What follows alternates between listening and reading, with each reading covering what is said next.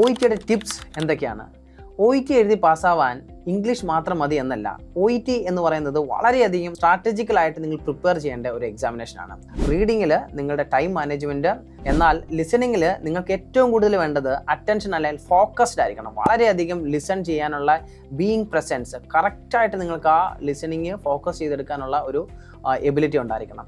റൈറ്റിങ്ങിൽ നിങ്ങളുടെ overall frame വർക്കും അല്ലെങ്കിൽ പാരാഫ്രൈസിങ് ക്വാളിറ്റിയാണ് കൂടുതലും നോക്കുന്നത്. സ്പീക്കിങ്ങിൽ നാച്ചുറലായിട്ട് സംസാരിച്ചാൽ മതി. നിങ്ങളൊരു പേഷ്യൻസിനോട് എങ്ങനെയാണോ നിങ്ങളുടെ ഹോസ്പിറ്റലിലെ വാർഡിൽ സംസാരിക്കുന്നത് അതുപോലെ സംസാരിക്കുക.